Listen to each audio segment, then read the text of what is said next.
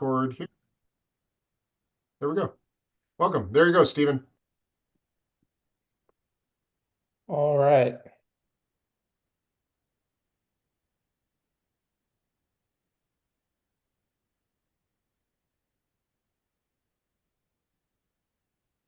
Okay. So I love legacy code. A lot of people are afraid of it. But I think that's just from a lack of experience with it. Over the years, I've learned that if you have certain tools, techniques with practice, you can defeat the legacy code dragon. So that's what we're going to be talking about today. So why do I love legacy code? I think it's because I've always really loved testing.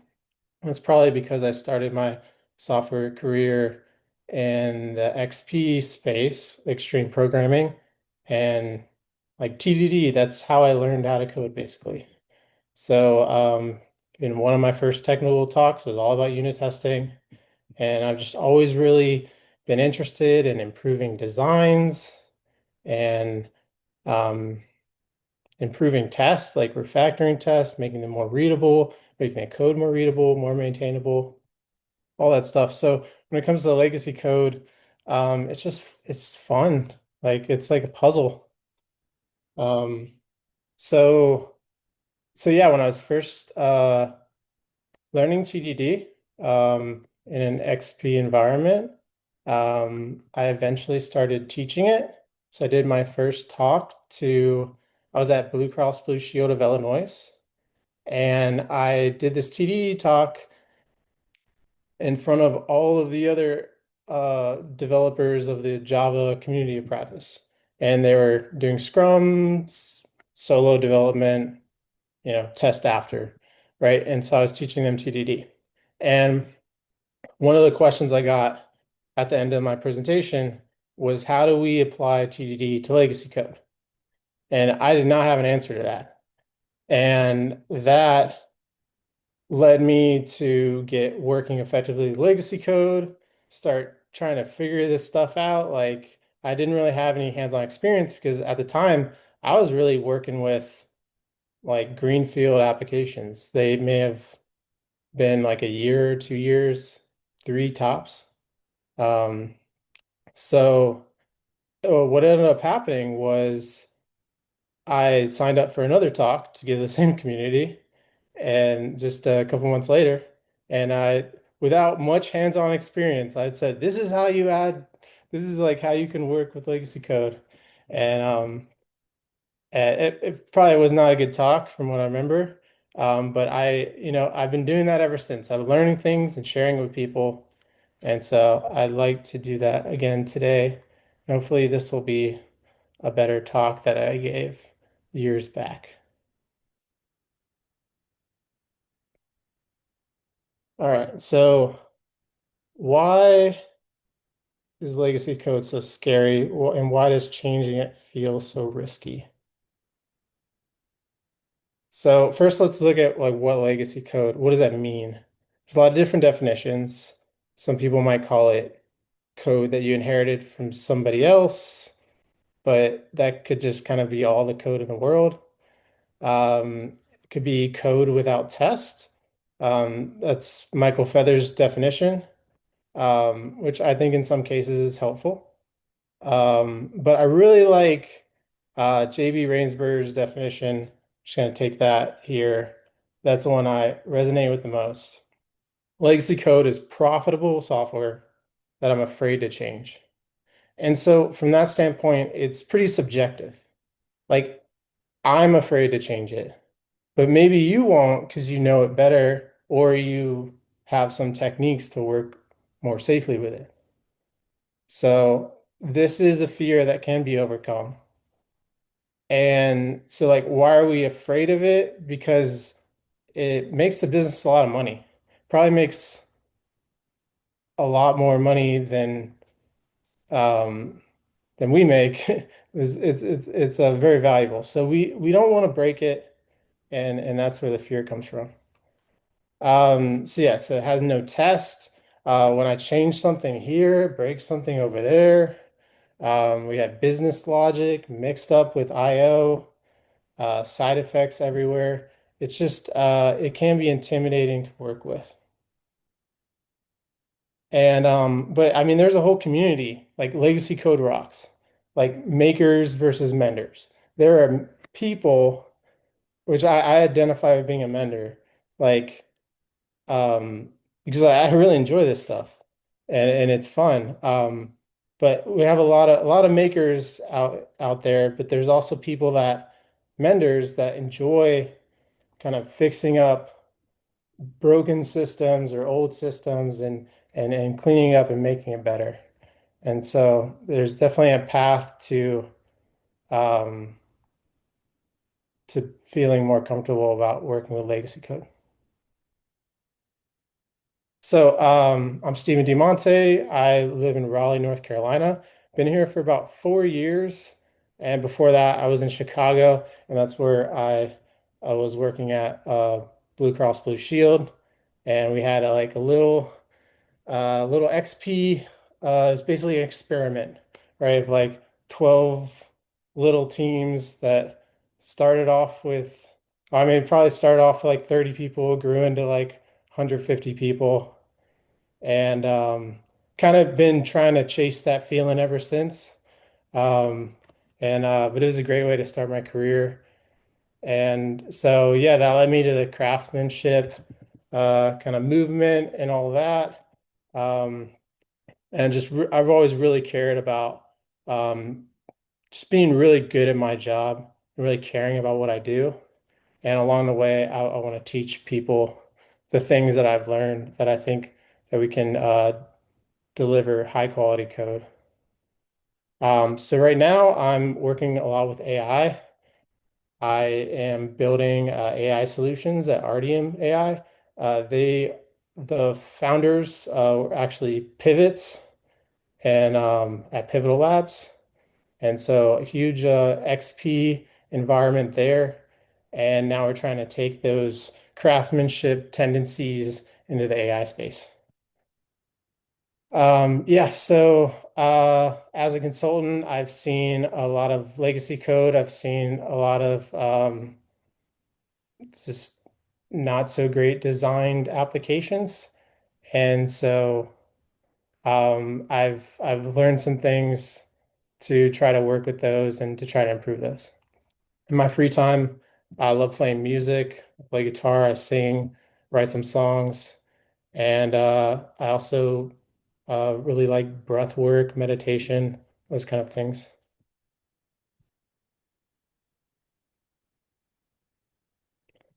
So, so if you want to survive legacy code, it takes more than courage. So, legacy code is kind of like a dragon. If you just run in blind, you're going to get burned. Like you need a game plan, you need armor, you need to be prepared. Maybe even bring some friends, right? So, and most people would rather run from legacy code than actually work on it. A lot of people cringe when they hear that, oh, we have to work on that code base, right? Or like that part of the code that's like a 5,000 line file. Like, no, no thanks, right? But there are ways that we can be brave and be able to stand up against it. When it comes to fighting dragons and working with legacy code, you need the right tools, you need the right gear. So some things we'll talk about today. You have your shield characterization test. We'll be looking at a version of that called approval testing. You have the sword, that's just refactoring. Um, you know, just once you have that safety net of test, you'll be able to improve the design. Like when I think about refactoring, I just think improve design. So a lot of people have different definitions of refactoring. It just means make the code easier to work with. We have our torch, logs, and observability. I won't be talking about this today, but very important to like know what's happening as you start to improve the system, work with the system.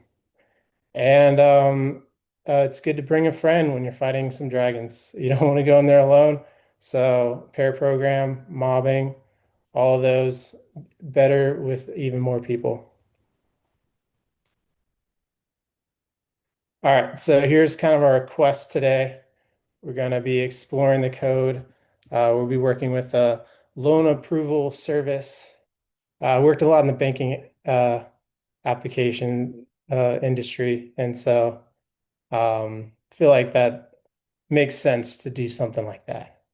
Yeah, and so we're gonna break some dependencies because legacy code is usually not built with testability in mind. And once we get the code where it's able to be tested, we're gonna build some safety nets, refactor, improve it, so we can add that new feature that we want to add. Because I mean, we wouldn't be doing this unless we wanted to add some new behavior, right?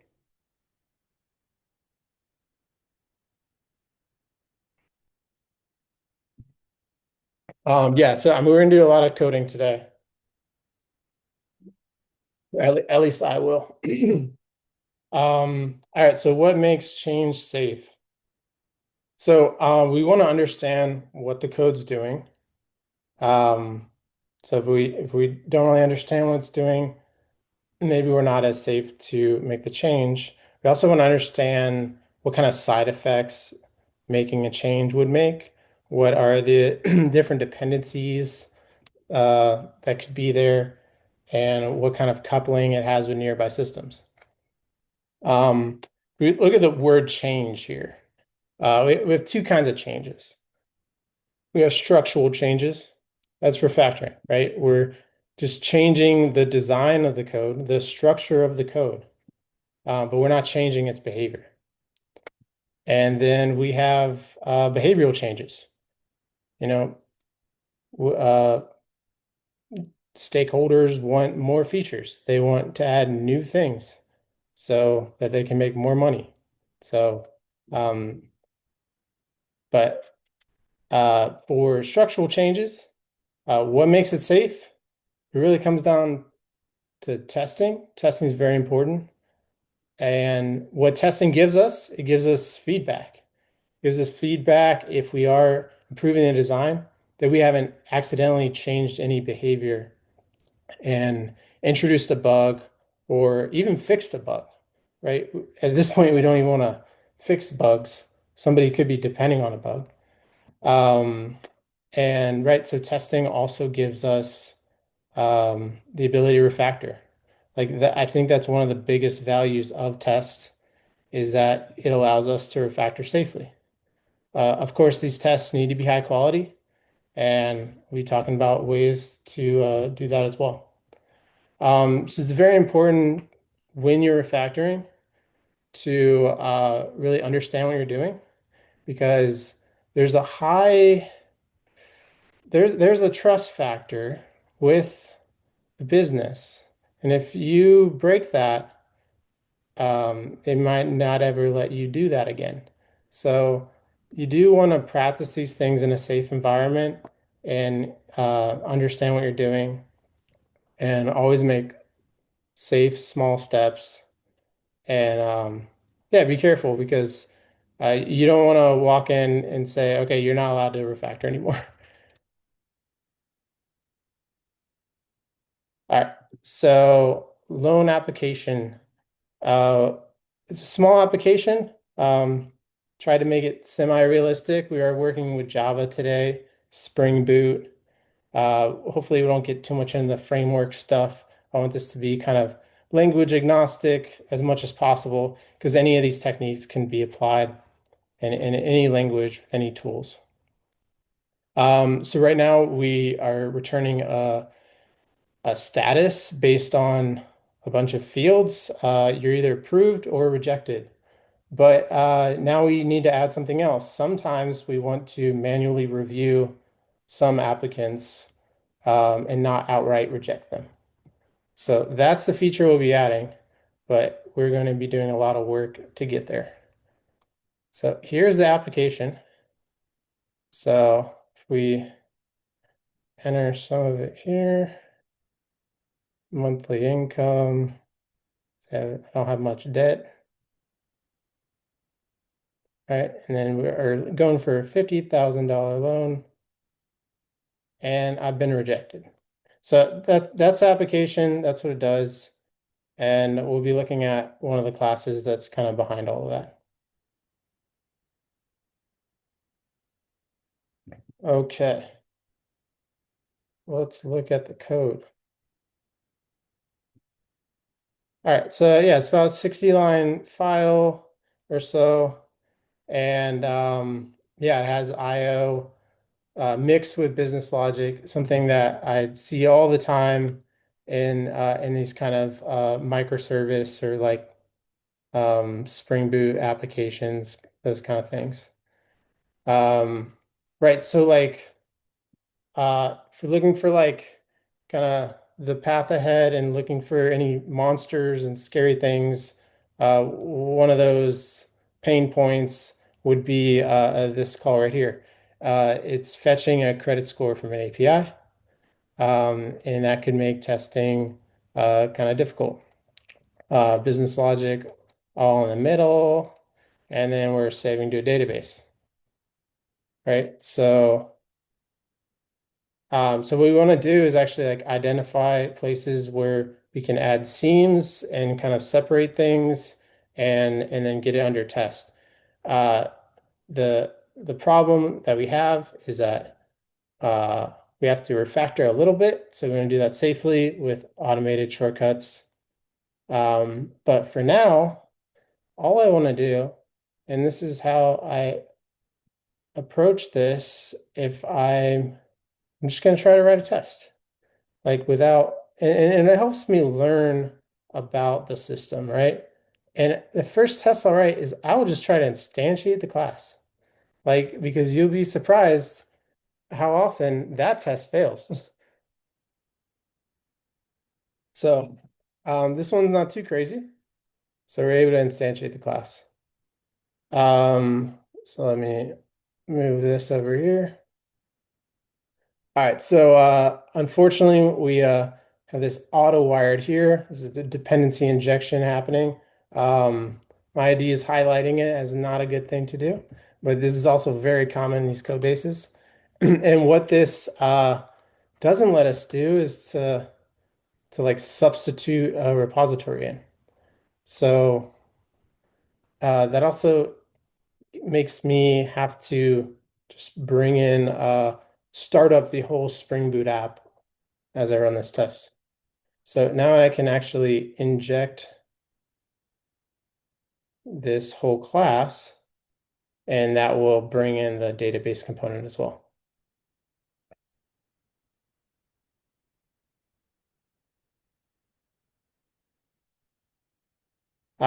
Feel free to ask questions, and if anybody wants to keep an eye on the chat, I will probably never look at the chat this whole time. So, I got you for that. No questions all right, yet. thank you. All right, so we give it a request. I usually don't think too hard about these, just try to throw it some values it needs, and you kind of get feedback as you go.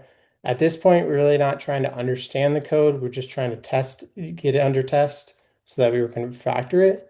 And like when we refactor it, that's when we start to understand it more. Okay, so this is going to give us a response. And there's several things in this response we could look at, but the thing that I really only care about is the status. And so what I'll normally do here is characterization test. So I won't try to guess what it is. I'll just say I just send you a bunch of values and like I'll say like is equal to null or is equal to blank string in this case. And have it tell me what it does. So that's the idea of a characterization test. All right, so approved.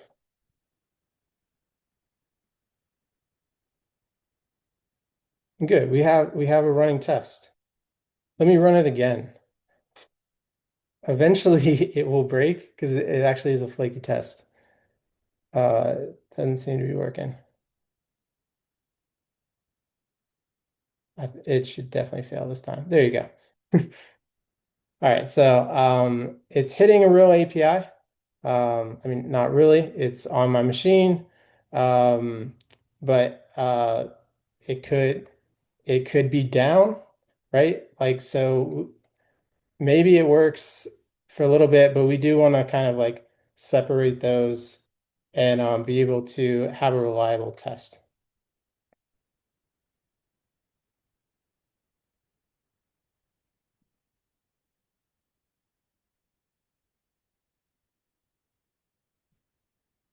Okay, so we've explored the code. Let's talk about breaking dependencies.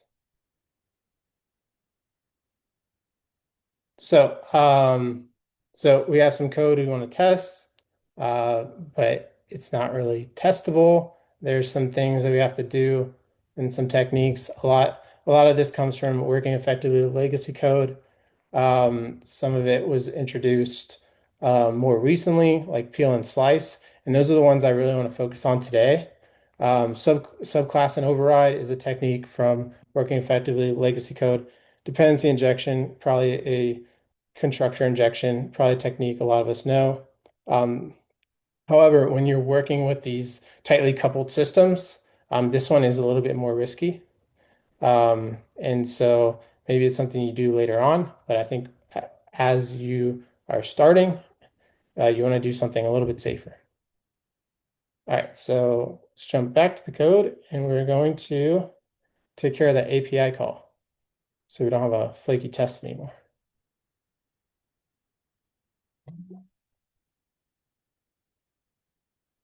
All right, so the idea of peel, this really only works if something's kind of at the top. So that's when, and this is like the first thing that happens. So really just getting this right here. So what you want to do is basically separate these. So you're not even calling this anymore. So what we're going to do is we're going to select all this and extract a method. And the name of the method, I'm going to make it the same name. And we'll be overloading this call.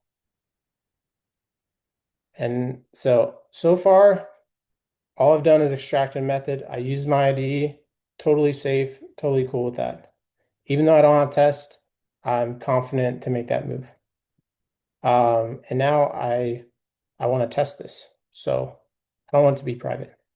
Sometimes in legacy code, we may do some things that you might not do on greenfield projects. May cut some corners or do some maybe not so good practices. Like exposing something for testability, it's not something that you always want to do.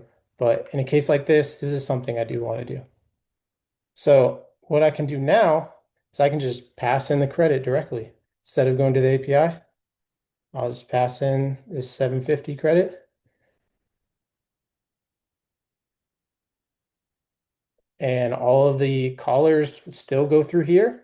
But now this is for tests.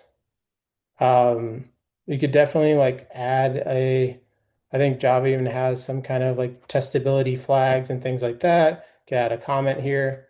I did make it at least package private. I didn't expose it everywhere. So as long as the test is in the same package, then in Java, we're okay. Um, so this isn't exposed everywhere. So now I could run this a bunch of times and it'll pass now. All right. So the other dependency is Postgres. It's running in a Docker container right now. Let's stop it. That's the only reason why it's passing.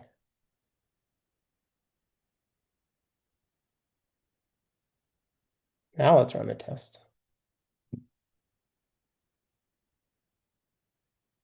Yeah, it doesn't work. The database crashes. This is not gonna work out for you. So we wanna also deal with this. So that's when peel and slice comes in. Um, Yeah, so what we can do is we can grab this whole block here and and with IntelliJ you can do introduce functional parameter. If you are not on a JetBrains IDE, you probably can't do this. Um, but you can definitely manually do it, which is more dangerous. But with practice, you can do something like that. So this is basically just putting it into a lambda so that it's going to be passed in as a lambda, and then it will be called here. And that is the idea of peel and slice. So we can call it something like save action, and that's totally fine. That's not even true. Okay, and now in my test, it's put all this stuff. Um, for this case here, I am just going to leave it just like that. Maybe I care about what's being saved and I could go and inspect that as well. But for now, I'm good with just kind of, it's like a dummy. Like I'm just ignoring the call completely. Um, so yeah. So now we at least have a testable, mostly business logic kind of thing.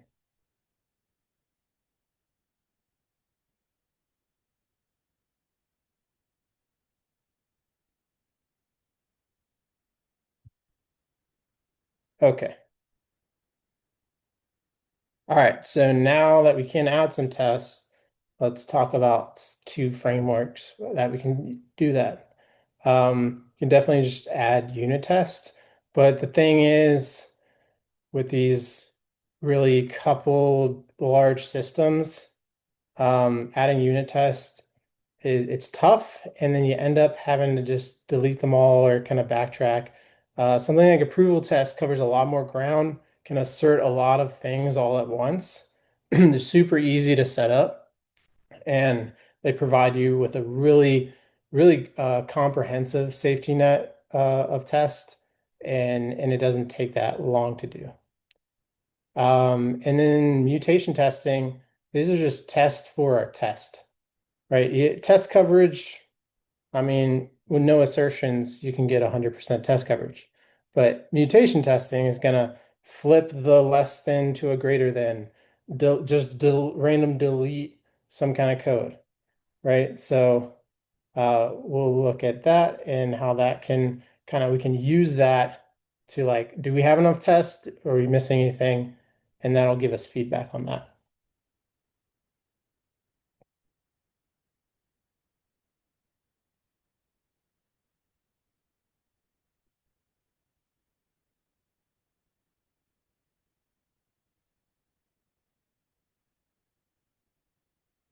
Any questions so far?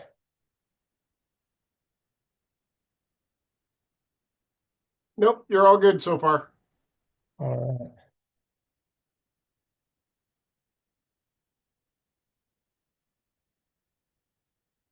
All right. So I just added this to my Gradle dependencies. Let me show you that. Um,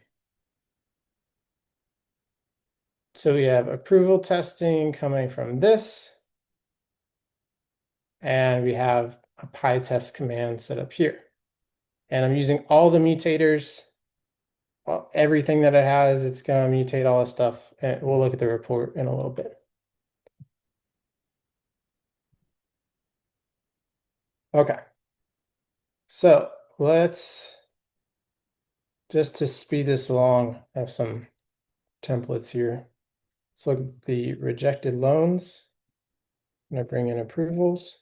So this is what a basic approval looks like. You're going to try to call the thing, and you're going to pass in the thing.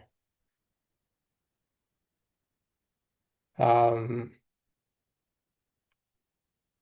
yeah, that's basically it. So we have a verify, which it will take any kind of object, and you'll see what it does.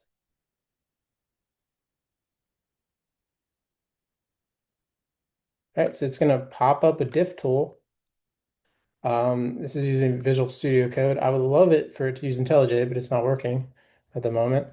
Um, so it tells you what was actually received and then what do you actually want. The first time you run it, it always fails until you actually approve the file. This is not a very useful.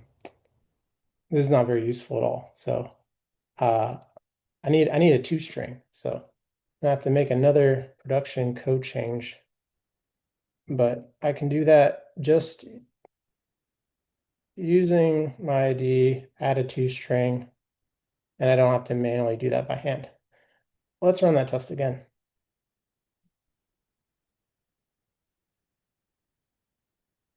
Okay, that's a lot better. So there's a few ways to approve these things. I um, I can click that button. It's one way. I can go over to where this test is. It's created two files. I could actually compare these files, do it in IntelliJ. I click, I think it's that button. Sometimes I just do this. Just change it to approved. Now it's approved. So, few ways that you can do that. And so the idea is now when I give it this, it should always give me that, right? It should always give me something wrapping.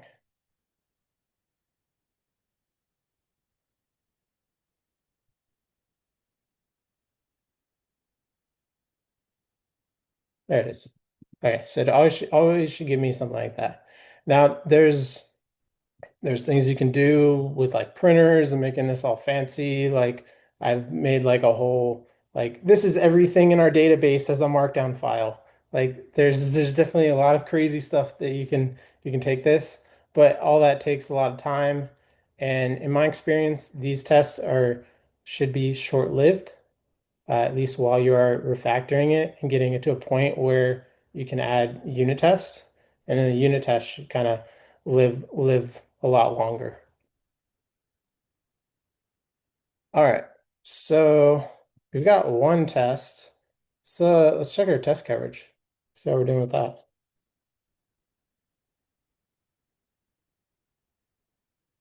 All right, so this is the class we care about right now.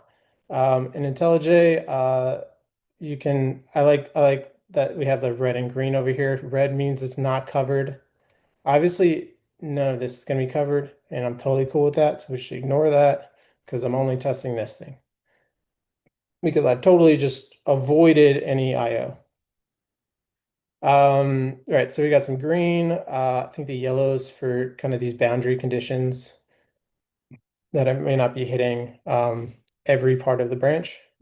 And then red means completely not covered. So doing pretty good. We're at 77% line coverage, pretty low in the branch coverage. So let's add some more tests. We saw that we're not handling any approved loans. So let's add something for that. So same kind of thing. I'm just passing in different data. Pretty much all that's changed is the 750. And that's how we can get an approved loan. And right, of course, like if you didn't understand how this application works, you may have to just like throw it some stuff and get some feedback or actually read the code. So depending on how you want to go about that. This thing's so weird. Okay, there it is. Approved. Now I can run it. And now I'm kind of locked down on this end. Can run with coverage again. All right, went from 77 to 80, and then the branch like doubled. So that's good. Okay, so there's another feature for approvals. It's called verify all. And this in this way we can just send it like multiple things. So we're just sending an array of different responses here. So after digging through the code, I saw that there's like three different rules. You can be rejected for a low credit score. You can be rejected if your debt to income ratio is too high. You can also be rejected if your income is not high enough for the loan that you're requesting. So you're like, loan to income ratio is too high. So I want to test all those different things. So I use verify all. I give it a label and I just pass in an array of objects.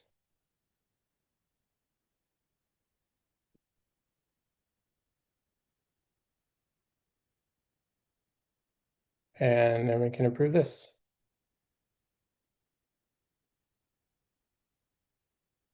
And I'll just show this file. Run this. Once I run it again, this receipt will actually go away. Yep. All right. And so this is what the verify all looks like. It'll just be an array of your different verified. So yeah, I mean after you kind of like lock these down, you don't really have to like look at them too much, uh but you do want to be wary when these things break. And if is it breaking because I'm adding behavior? Is it breaking because my refactor went wrong? I'll share a story a little bit about that. Let's run some test coverage.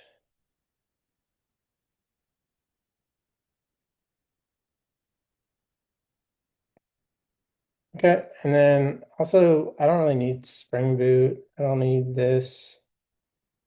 Can just do that. And now my test is a little faster because I'm not using any of those dependencies anymore, so I don't really need Spring Boot to start up. Let's look at mutation test. Um, Sugar coverage first. All right, so we have 80% line coverage, all the branch coverage.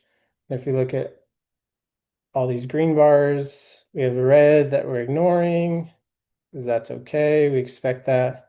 Everything else is green. But how good are our tests? Really, PyTest, which is the mutation testing library, can help with that. So it's gonna output a lot stuff like this, but that's kind of hard to read. So let's just go into the report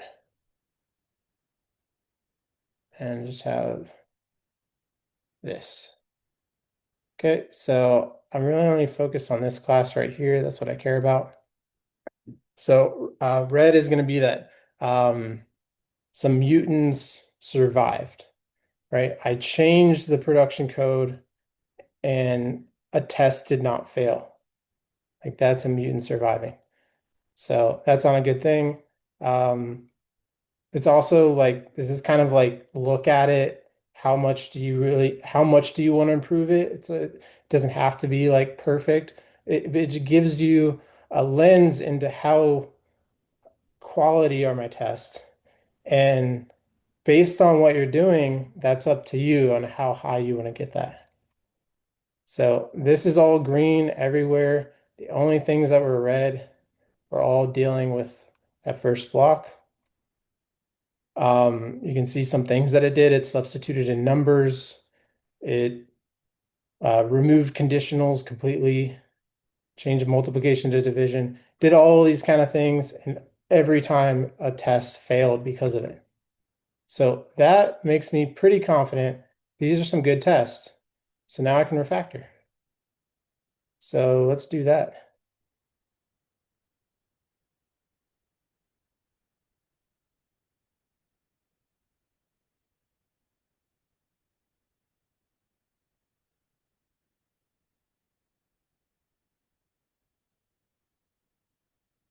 Oh, first I do want to tell approval testing story gone wrong.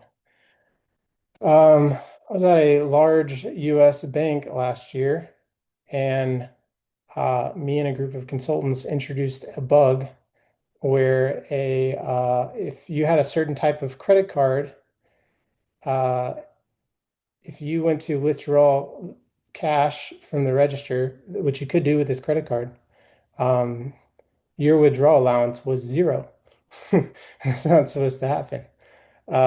So I had an approval test on the mapper. I do that a lot with mappers is because it's like I don't want to write all those assertions and all that. So I'm just like, okay, approval. I did teach my team about approval tests in learning hours. We spent 2 to 3 like 1.5 hour sessions talking about approval tests. How do you approve something? When should you not approve something? And still it went wrong, partly because one of the people we were working with was not in those learning hours and wasn't directly on our team. And there were several of us coming in and out working with this code. And uh, he ended up just ignoring the approval test, the acceptance test that would kind of catch everything. And I didn't know about that. He was just like, it's failing. And he just like ignored it. He just ignored it completely. So yeah, so after that, I really thought that these tests definitely you have to teach people about them, what they're used for. Um, when should we use them, when should we not? Talk about that with your team. And then also think about moving to unit test after refactoring the code and just getting rid of them. They're a tool that I think could be short-lived. Um, but you may have different opinions. This is just kind of my experience that led me to this certain opinion.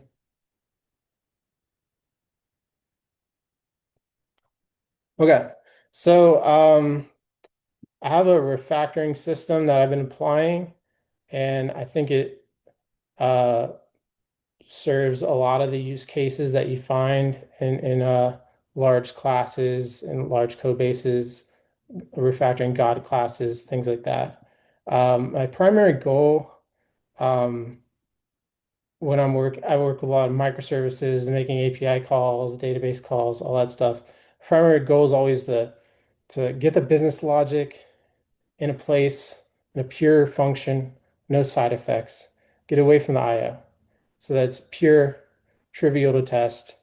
And then our unit tests aren't cluttered with all the mocks and everything, and it actually like speaks the domain. It like what's the behavior here? Clear test name, clear setup and action, all that.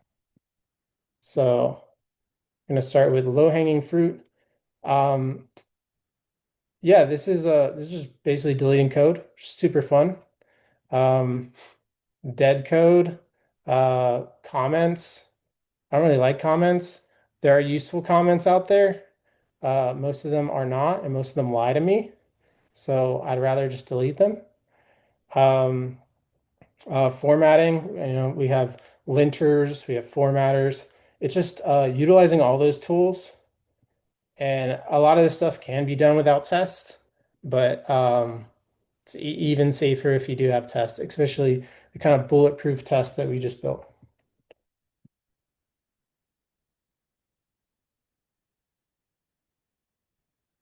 Okay, so I'm going to be running a continuous test runner. I feel like that's pretty helpful to do in these kind of situations. So just this dash T flag, whatever language are in, find out if you have this feature so that you can just, whenever you make a change, it's going to run your test. All right. Honestly, there's not that much clutter to clean up here. There's not that many comments or dead code. Um, like it's already formatted.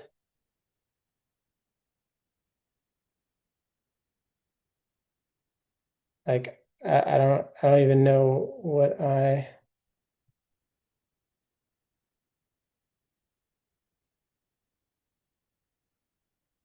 well, I'll totally show the test runner here. So if I change something, I do have to save it. There's ways in IntelliJ that I can have it auto save. It kind of needs to build. I think that's part of it. I do have auto save on here.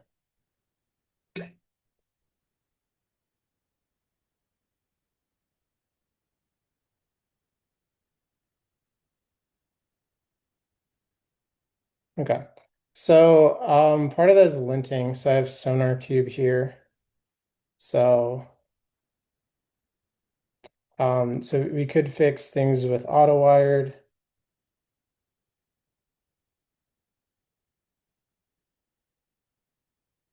So let's do that. ID is not going to help us here, but we can do this manually. We do have test. So how I normally do this, I make it final. I will just option enter, add a constructor parameter, and now it's injected straight into here. And if you look at your the tests, um, I don't really need this at all. I'll just add null. Maybe not the best thing, but we do those kind of things sometimes when we're trying to make things better. Okay, so got rid of that. And what else? We have like a logger.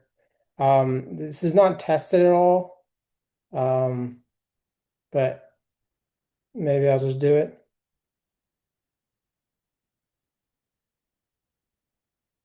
and do logger error, and I'll introduce something. I mean, it's a log, right?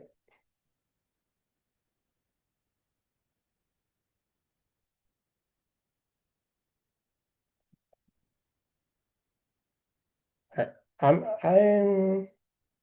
I'm gonna skip ahead a little bit just because we're running a little slow and this stuff isn't that interesting. Is improving names is next.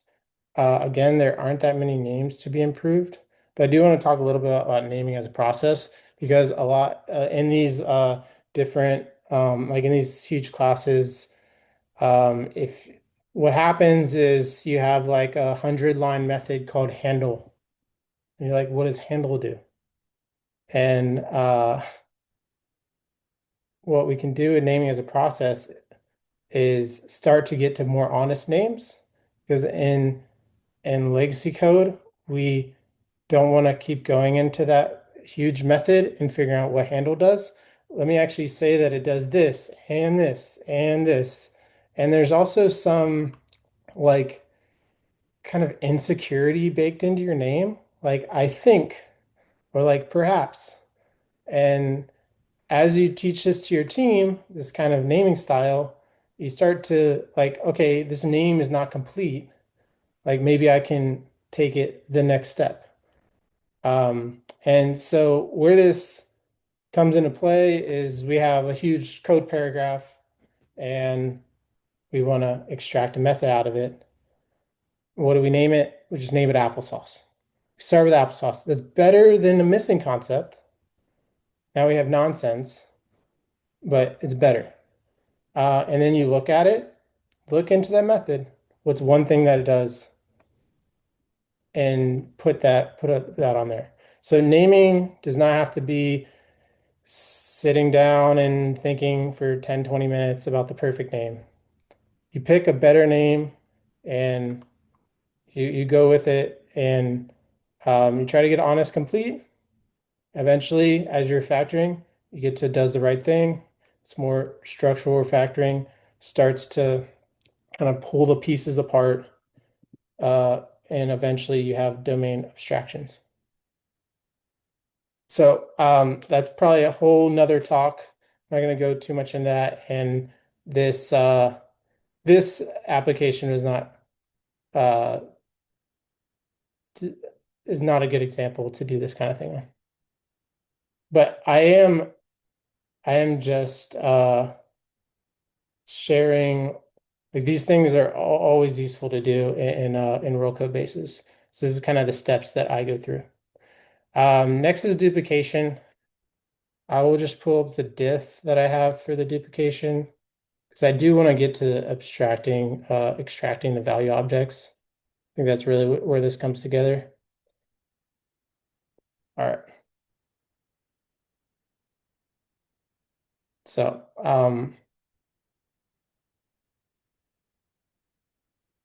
yeah, let me just do it real quick.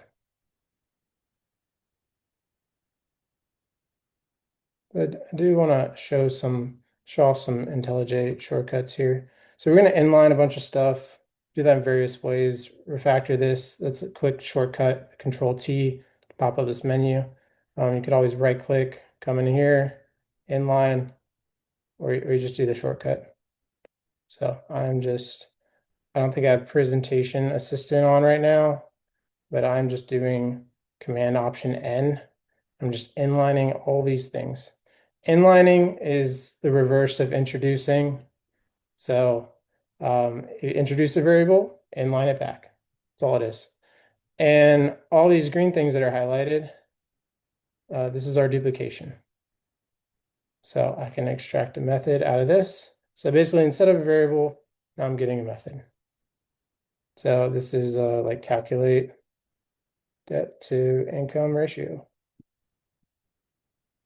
And other IDEs will not do this for you. That's why I keep coming back to IntelliJ. We saw that you're extracting this. There's some duplication here. Yes, thank you. Right. And so that's just a little quick example about duplication.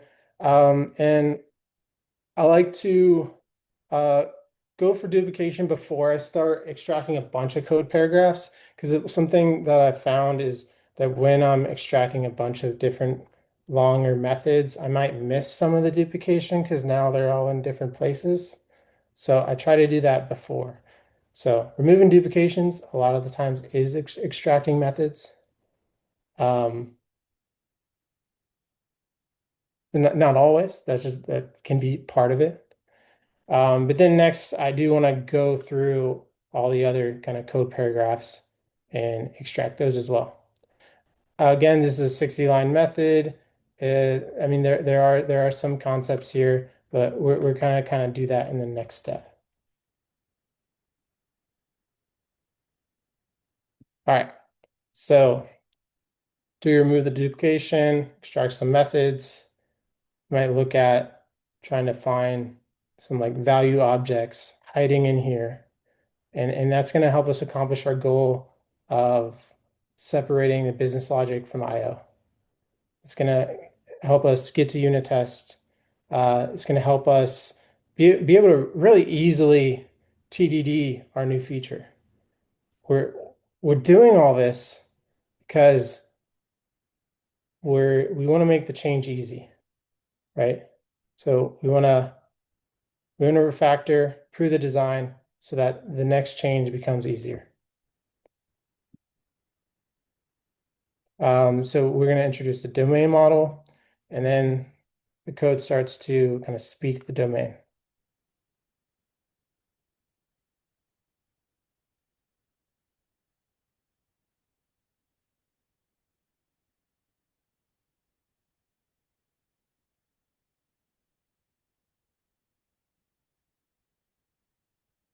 All right, so I'm just going to show you a little preview. The old code's on the left, code on the right. We're having a new domain. So what we want to do is we want to take the request from the outside world, and we want to have that in our protective shell. And now we control the values because of a request. If I want to change the name of it, if I want to change the type, it's all right now. It's all tied to HTTP right now. I don't have the flexibility. So this method here, it's just a simple mapper, right? We're just mapping from a request into our domain, and now we can start to pass it around and utilize it. So now instead of passing a request all over, right when we get the request in, we abandon it immediately. Like, okay, we need to go into the domain, we need to use the domain, and now we can use that going forward.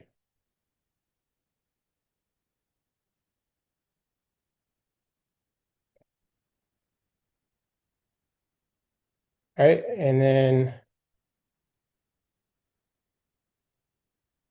then we are also mapping back to things. So from our domain, we map to our entity, we save our entity. we need to communicate a response via HTTP to kind of complete this whole request response transaction. So we're also mapping in this sense. So I've added three mappers here.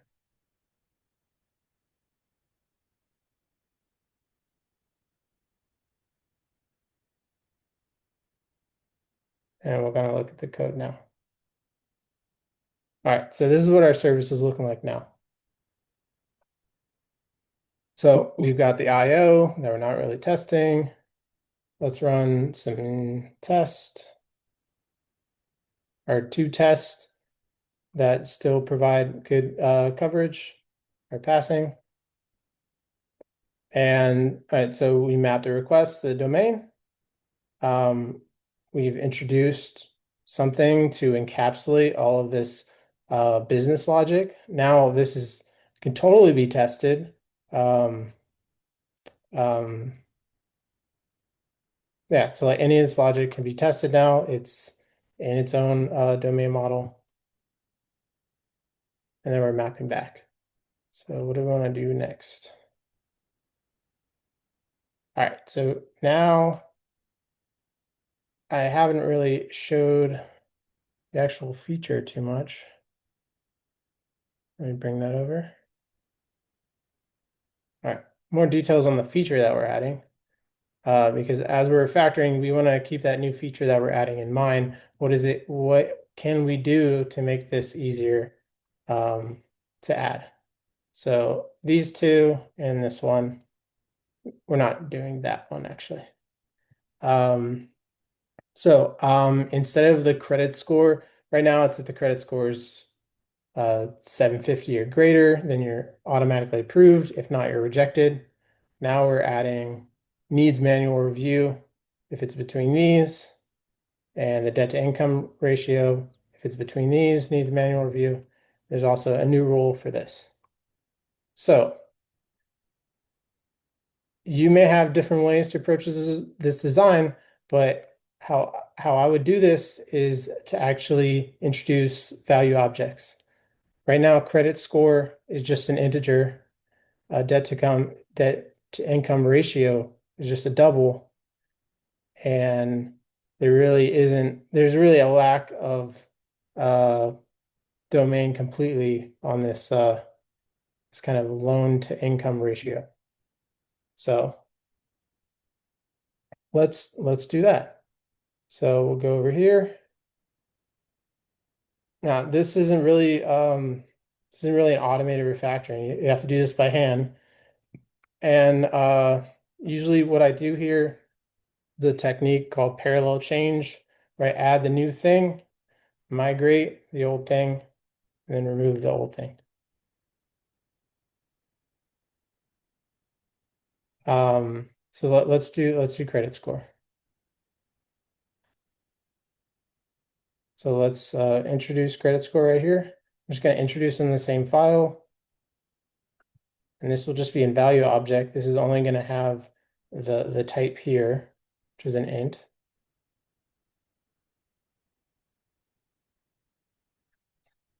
And yeah, I'll just leave it like that actually. Um,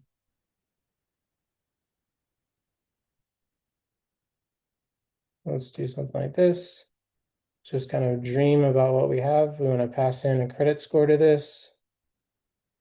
And I'll use IntelliJ to create that constructor. Call this value. And now I'm just doing option enter here. Going to create a field for this. I can create a getter. I'll just get rid of the get part. And now I have something like this. And IntelliJ will be like, do you want a record? We're like, yes, please. And now let's actually use the thing. So right here, we can quickly substitute this one in. We can just do that. And let's get our test running. Still have our test running down here. Tests are good. So probably can get rid of that. Right, so now we have that. So now we gotta actually move what we didn't have before, we didn't have a place to move some of this behavior, right? We're doing some operations trying to or asking a question of the credit score. Is it greater or equal to 750? This isn't something we can just move into integer. So we need a home for that behavior. So this is what we call feature envy. We're grabbing, there's a code smell where we're grabbing some values out of something, right? We're grabbing the value out of this right now, and then we're asking a question. What we want to do is ask credit score directly. So what I'll do here is highlight this, and we'll call this is approved. Okay. This is going to introduce a static method, and there's two ways to do this. You can make it non-static and move it, or you can just convert to instance method. Basically, all it's doing is moving on to the credit score class now.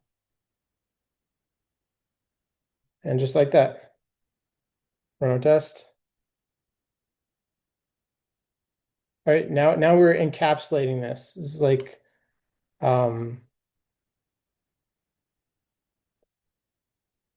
like we can ask the credit score and it knows about the rules of whether it's approved or not. And it's not scattered all across the service or across this, but and this makes unit tests very easy as well. So I'm going to skip a little bit ahead now, kind of seeing that in action. Let's look at what this looks like. It's kind of everything. So we did credit score, we did debt to income ratio, or something like debt to income ratio. Let's look at this side by side, right? So we got that code, production code on the left, test on the right, right? With this kind of thing, we can add validation, right? Like monthly income and monthly debt when they come in shouldn't be negative, and we can easily do that in the constructor. And the business rules are here. They're very easy to read in here. Like, how do I know the debt to income ratio is approved?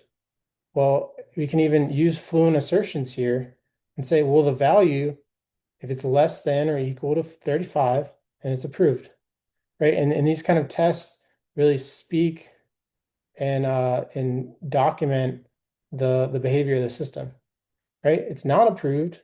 It's greater than 35, and here's an invalid case, right? So we have examples of that for all of these.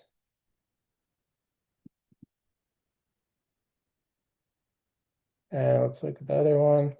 Or even for invalid, adding two cases of where it's invalid. And let's look at this one. Sorry, I know this is like rapid fire code right now. All right, and then so we have loans to income ratio. That was a concept that didn't really exist before. Before we were just dividing them and then comparing them and making sure that the ratio was like less than 4. But now we have this logic like baked into the value object. And in the test, um, right, it's approved if it's less than or equal to 4, right? So if I had tests like these and I was coming into the code base, I didn't know what it did, I could come into these pure function kind of unit test and I could easily see, well, what does it mean to be approved? And what does it mean to be not approved? And I could kind of understand those.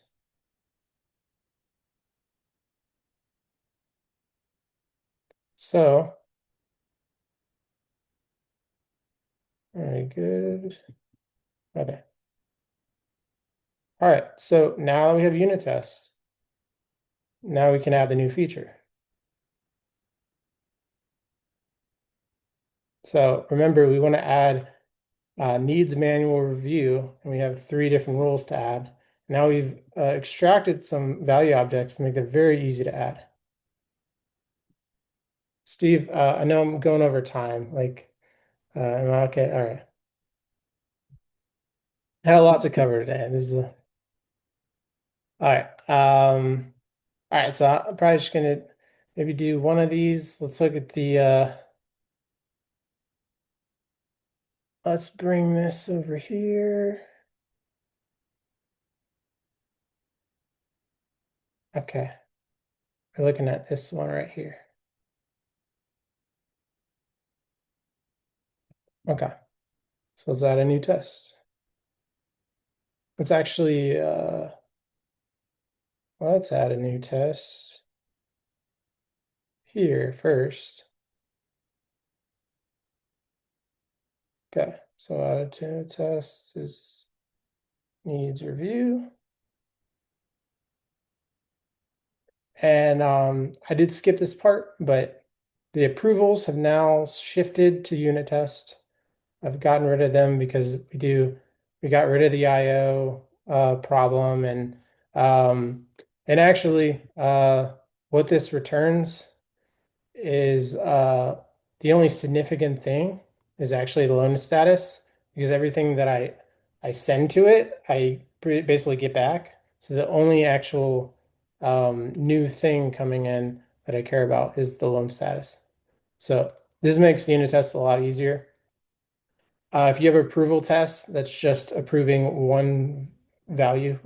It's probably not useful. Um, th those kind of approvals are good for many values. Okay, so let's do this.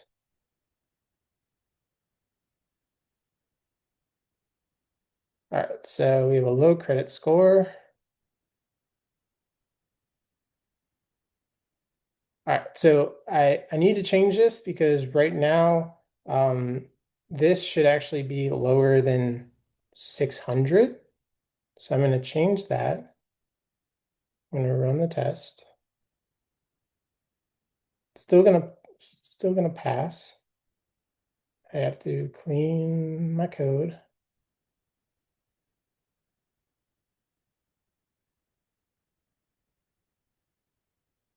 Okay.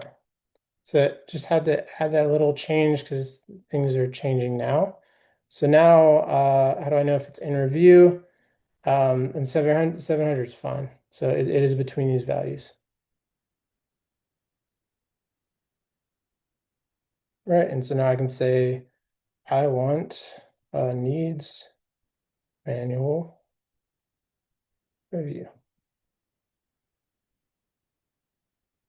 Right. So now we're doing T2D, right? We're adding the test first. We can create this thing into the constant. Can give it the thing we want. Needs manual review. That's what should show up.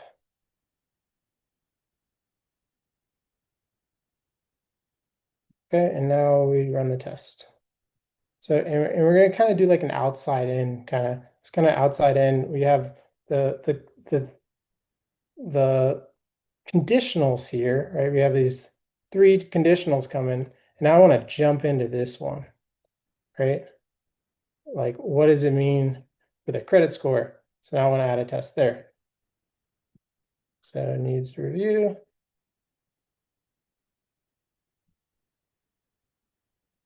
And needs review. And needs review is true if, yeah, we can have some variation here. I mean, technically 600 should be good. It's actually inclusive. It's 600 all the way to 749. Okay, so now I'll introduce this, and I can leave that false for now.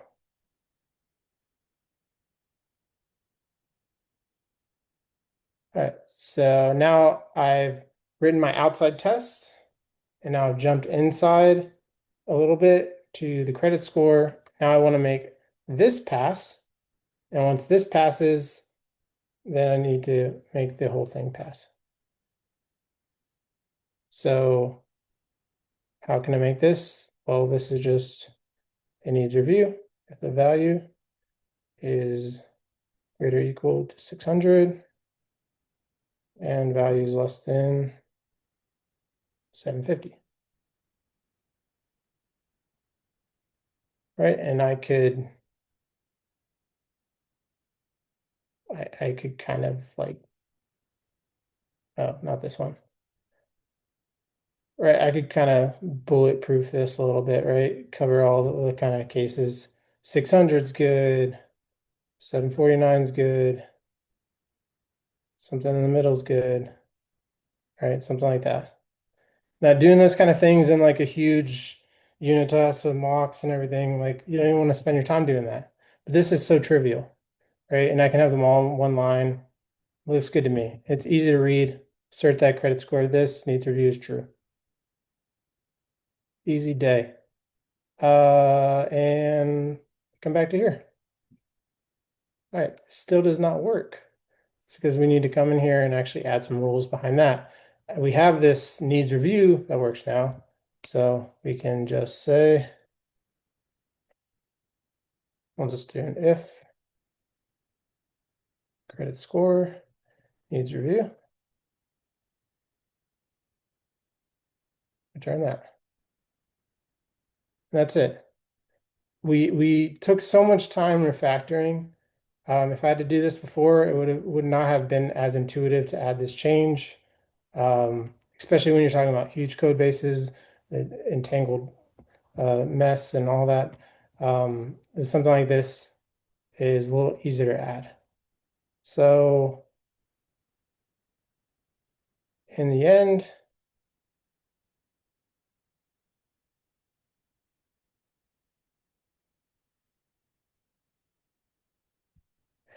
we have something like this, where it needs review is if the credit score needs review, or if the debt to income ratio, or if the loan to income ratio. If any of those are true, mark it as need review. Yeah, so we also updated the UI. API is still super flaky, but that's legacy code.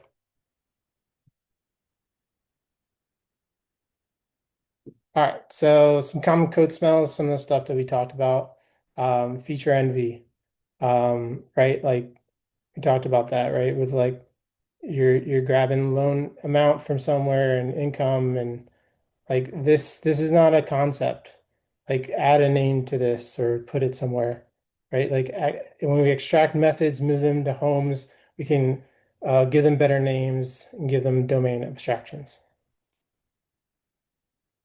Magic strings, magic numbers. We didn't deal with that too much. We did at least move these rejected, approved, needs manual review. Those have been moved into a loan status enum. So at least they kind of have a home together. Not too many bad names today with those very common code smells. We talked about naming as a process. This is a long method. I would consider 60 lines. That's a long method to me. And we're able to pull the IO apart from the business logic, make it easier to test. So let's talk about the elephant in the room. I've been talking for over an hour. I haven't mentioned AI. So I've been working with AI about a lot for the last 2 months, using coding agents, been using Claude Code a lot. I've been evaluating it on legacy code bases, although that's like my own legacy code base that I made like before I was even a junior developer. Um, but I've seen where it is good and where it lacks. But how could this be useful for this kind of work? And I think that's it's a great collaborator. So like I think with legacy code, how I would use it is like give me some ideas, right? Like what could I do with this class? Like give me some refactor ideas, but you need to be able to practice and know the skills and how to actually use the tools like a great ID like IntelliJ to actually do that refactoring. I've given Claude Code um, some refactoring task, like extracting classes and stuff like out of like God classes. It's pretty good with that, but you need the test, right? And I think you should be writing the test. Like like I'm hesitant to let AI write the test right now. um, about the test is that it's theory building for me. Like as I'm, especially if it's new code, if I write the test and I'm refactoring the code, I'm learning about the code. If Yeah, so I don't think coding agents are ready right now, but they are getting smarter and better and stronger every day. Um, but we still need the design knowledge. We need a shared vocabulary. Like we now are pairing with AI, right? We need to be able to put names to these things, right? Much like we have design patterns, we have different names that we can talk to each other about a design. We have code smells. Like, what's wrong with this code? Well, it just doesn't look right. Like, that's not helpful, right? But if you can put a name on it and say, like, the different code smells and say, well, there's a lot of primitive obsession here. I think we should resolve that. If you can talk to the AI in that kind of at that level, it will be a great collaborator for you. So I really think that a lot of the people here that have a lot of experience social programming are going to be very well adapted to be working with AI in the future because they're used to getting the thoughts out of their brain and communicating with other people. Um, yeah, so LLMs could in the future create more legacy code because legacy code is code that I'm afraid to change. So if I have an LLM create some code and I don't really know what it does and I ship it to production, am I now afraid to change it because I don't understand it, right? So potentially we have that problem.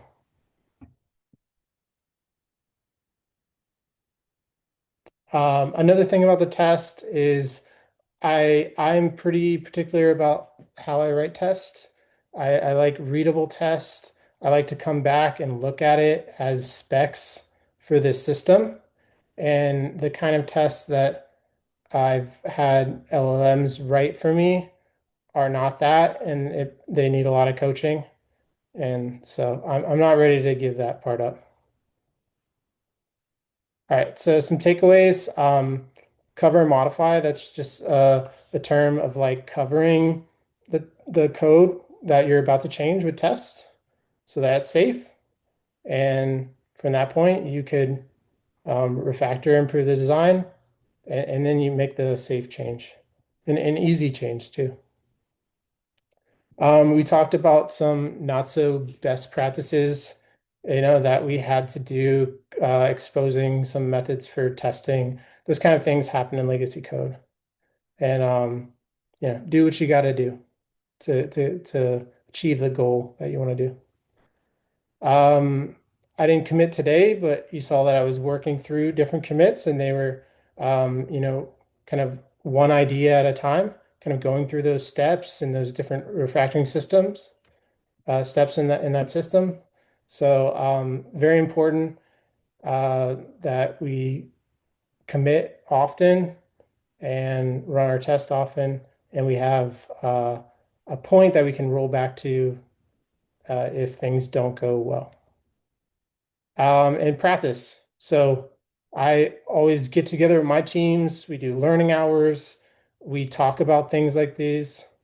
Um, if the first time you're doing this kind of stuff is on your production code base, I'm praying for you because that is very dangerous. Like you need to have a pet project, some coding katas, learn the techniques, practice them. You will fail and you will learn, and you can come back stronger and apply it when the dragon's real.